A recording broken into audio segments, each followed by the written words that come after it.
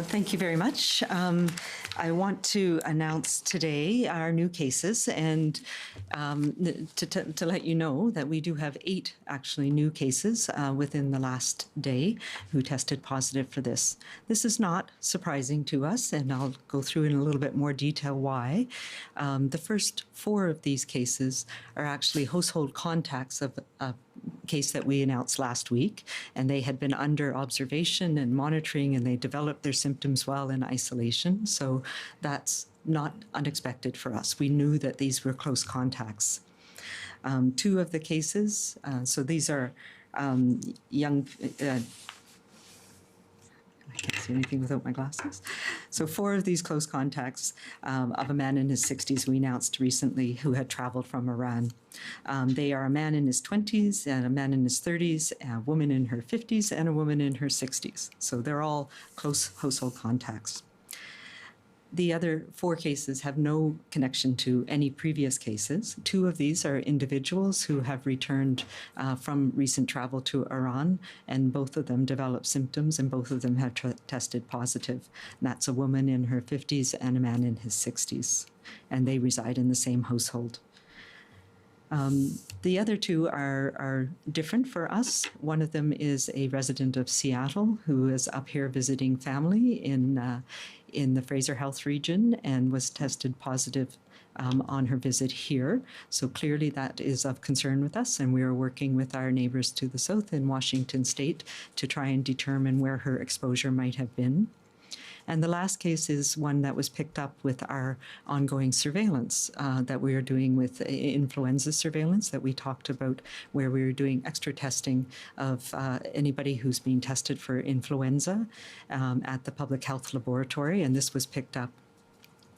So this is a community case, and we are doing a detailed investigation right now to try and determine where her source of infection was. She has not recently traveled and has no known contact with any of our known cases of COVID-19. So that is something that we're paying a lot of attention to, of course.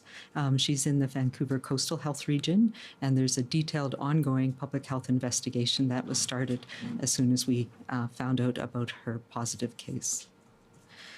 I think the other things that are on a lot of people's minds are the travel that's coming up with spring break coming up next week for many people.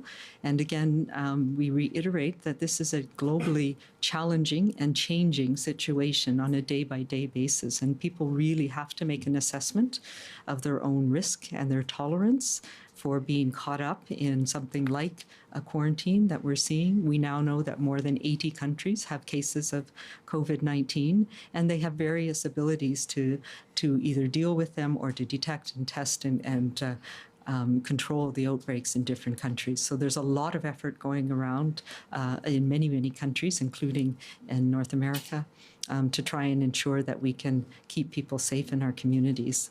But international travel right now is a risk. And people who are coming back from travel outside of Canada, we really do ask them to be very cognizant of their own symptoms and to have a very low threshold, even if they just have the sniffles, to stay home and stay away from others, see how it evolves. If there's concern that you might have been in contact with somebody with COVID-19 or come from an area where it's identified, call ahead and let people know. So call 811, call your clinic, call public health, and we can help assess whether you need to be assessed and tested and cared for. The one final thing I'll mention is we have been in contact with our federal counterparts and with our counterparts in the United States around the Grand Princess, which is another cruise ship where there have been cases of COVID-19 identified. And we know there's several hundred Canadians, around 35 Canadians on board that cruise ship. We don't know yet how many of them are from BC, but we do expect that some of them will. And this is another rapidly changing and evolving situation. And we are working, we'll be working ongoing with our federal counterparts to get a better understanding of what's going to happen with that ship.